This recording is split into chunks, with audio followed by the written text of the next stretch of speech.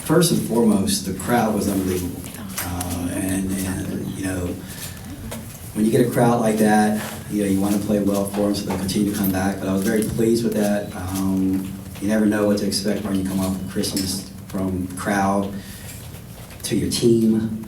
And this was a game that we wanted to put on the schedule with Western, and they couldn't play a different date because I think their conference season starts a day or two ahead of ours. So we had to play it, you know, on the 28th. I would have preferred to play on the 29th. So this was kind of like you normally have like your third practice and then you play a game. Well, this was our second. We had two practices and then a game. So I felt like we were a little bit sluggish at times, you know, just trying to get our legs back up underneath of us. But we also wanted to play a very bland game, very vanilla game. We put in about 4 different plays, and we didn't run any of them. Defensive coverages, we kind of stuck to just one scenario because obviously when you're going to play in the SEC coming up the next week, you know that everyone's going to be watching you. But we thought we could, you know, we just play a simple way. But you give credit to Western. Greg does a really good job. Really good job. It's fun watching them. He has a very talented team, a very seasoned team. I think they're going to win a lot of basketball games, especially when they start playing in their conference. They've already started winning a lot. But it was a good test for us, and I thought we came through pretty well. Got some things we need to work on. Carolina and Tanya. Coach, 11 for Sanaya Tyler today. What did you see from her this week that gave you that confidence, and what worked for her today? You know what? Right before we went to pregame today,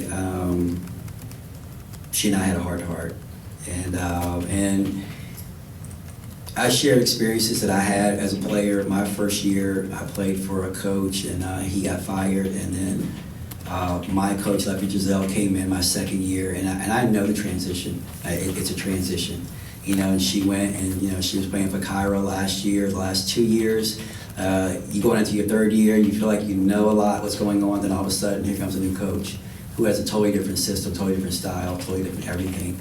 And it's taken her a little while to understand what it is that I wanted. And we had a heart-to-heart, and I told her, I said, you need to do all the little things. You need to play good defense. You need to come out there and give us things that we don't have. And, you know, that's a person being able to go downhill a little bit. And I said, you see, you play hard, and you have to make me play you. And she got an opportunity tonight, and she stepped up and she did it. So I was very happy for her because she's been nothing but receptive to what we're doing. She's not, you know, even though her minutes have like plummeted from last year, she has not been a distraction. And I would like her to be a little bit more assertive.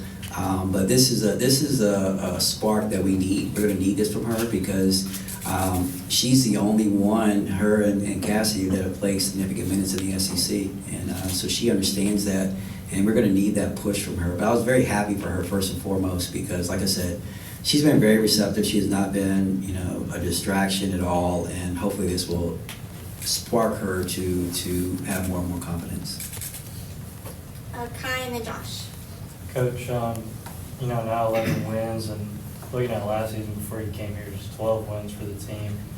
Do you see that as a success? And if not, what is success for you? You know, what happened here last year, I wasn't here, you know, so it's not a benchmark for us at all. And what we're just doing is we won 25 games last year. You know, we won 31 the year before that. So you set your own benchmarks for what you think that particular team can do. And so, you know, everything that happened here last year, you know, we don't know.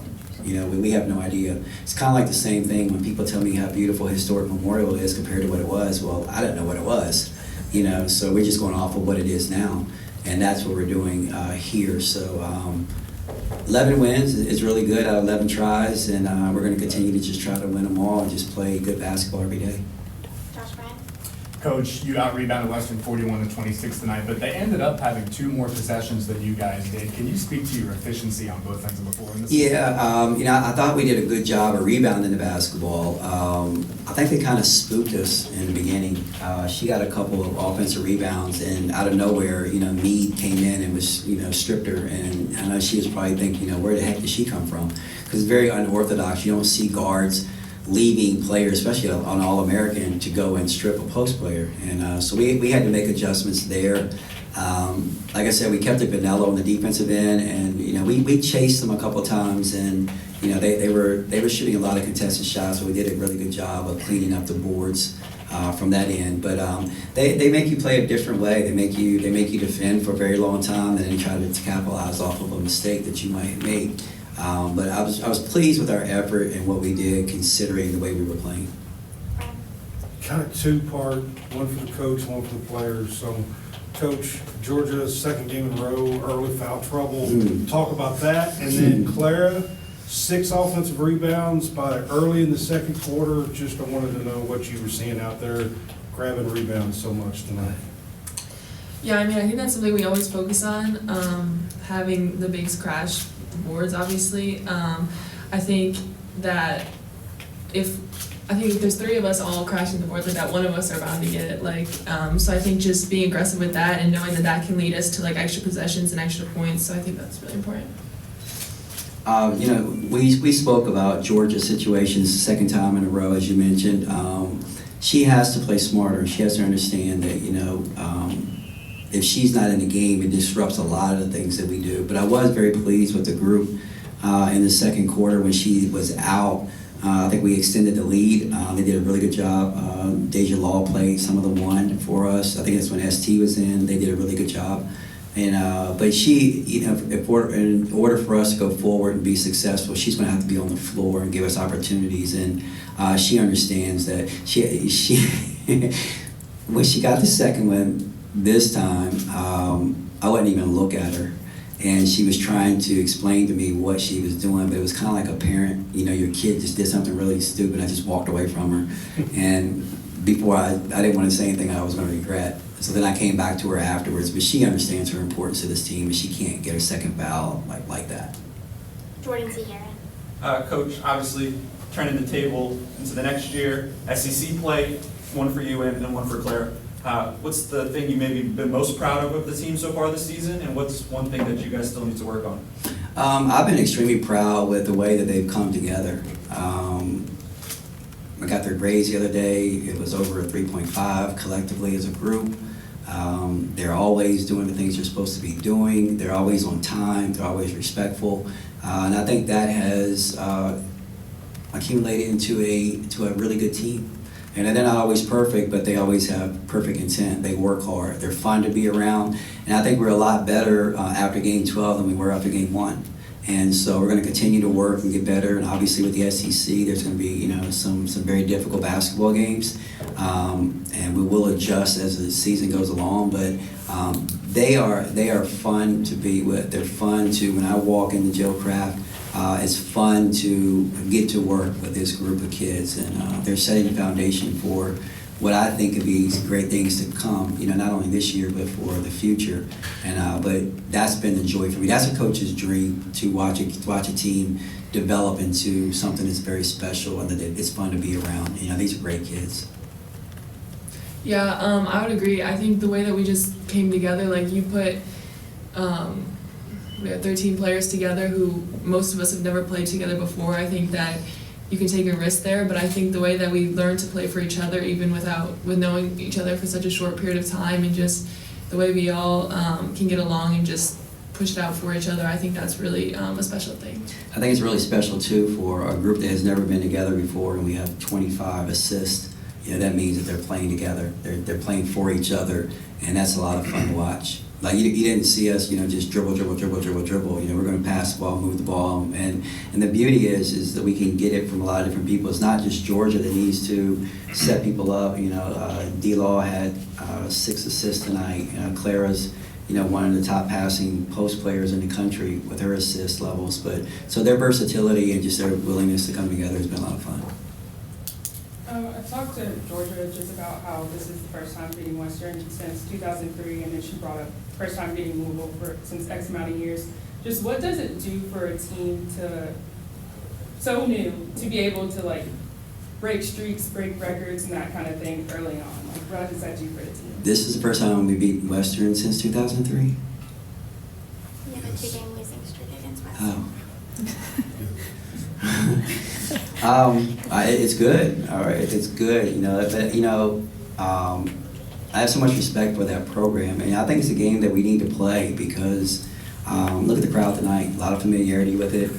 Two programs that respect each other, and so again for us, we are glad to be a part of this journey. But even though we don't understand it all the way, but thanks for letting us know. But like I said, we just put our heads down and just try to play them one at a time. And I think when you come from a situation, we've been here before when we were trying to build a program, where we were previous, and then you had a lot of firsts. I remember the first time we beat Notre Dame. I remember the first time we beat Louisville. I remember the first time we beat a lot of those teams. And we just bring in that mentality here that we expect to win basketball games. So we're just glad to be a part of it. We'll close out with Phoenix, Carol, and Josh. Deja, you touched on it a second ago. She's had 5+ assists, I think, 4 consecutive games now. Has that kind of been part of the game plan, or is it just kind of just happening because, ball's coming away from Georgia a little bit now, too? It's kind of funny. What game was it that I yelled at her? I think like 2 games ago. 2 games ago, she missed an opportunity to pass the ball out, and she pulled up and she shot it. I didn't yell. I just alerted her to another opportunity because we always want to get the best shot. And ever since then, she's been passing a lot. So, it's not by design because we want her to shoot the basketball, but Georgia is being a little bit more aggressive with her shots, and she facilitates it. We put in a couple plays that D-Law will be the facilitator for Georgia to be able to come off and catch and shoot. And but the beauty is that D-Law, Deja's been a scorer, and for her to come in here and just want to be a part of something special, it's really refreshing because she'll do whatever we ask her to do to help us win. Clara, it's the end of the non-conference, 12 games in. What gives you confidence in this front court group headed into SEC play? I would say the way we work together. I think that all of us, we practice it a lot, obviously, working together in the post, but I think that we really, like I said multiple times, we play for each other. I think that we've learned a lot. We've learned each other. We can do a lot. I think that that's really special for us. I think it's really neat. We were starting to call them the triplets. Those 3. They can get in a situation where they can switch when they're involved with anything. They can switch. And I don't know what triplet we were on, but they're like, we're the Cats. And I said, yeah, I know we're the Cats, but you guys can do this. And I said, no, we're the Cats. And I'm like, what does that mean? Clara, Amelia, and Tiana, and so they can switch. And I'm like, oh my goodness, that was pretty cool. But those 3 have formed, a bond, and where they can be so versatile and do a lot of different things. I think that helps us a lot. Coach, defensively, Western worked really hard to get you out in transition tonight. They were running a lot cross-court passes, and you mentioned trying to get your legs back beneath you. How do you think this will apply in the SEC play? Tonight was tonight, and it was the 3rd day we were back.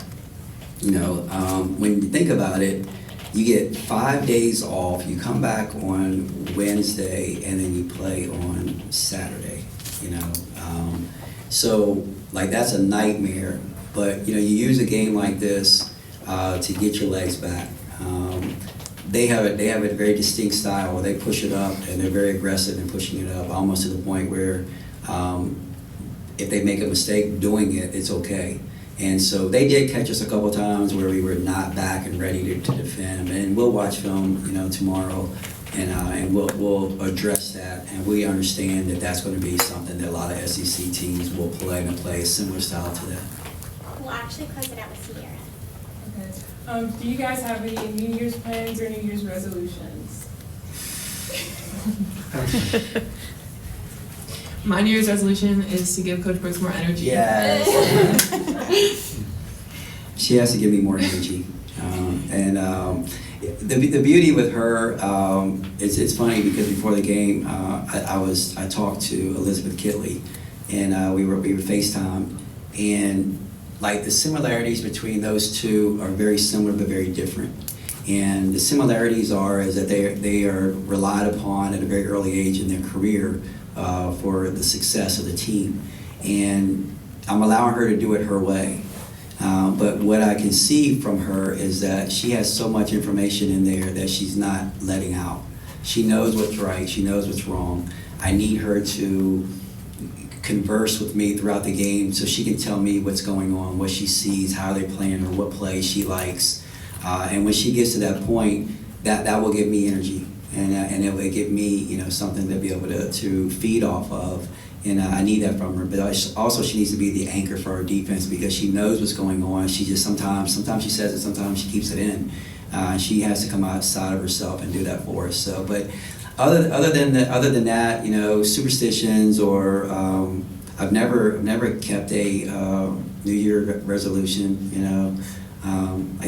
I've never done it. I think I said it, but I've never been able to do it.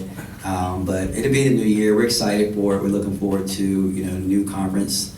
For us, it's different for us. We're going through it. In years past, I would know exactly who we were playing, what the gym was like, what the travel was like. Everything now is new. Everything is new. So we've had one road trip, and it was to Carolina. Well, I know that place.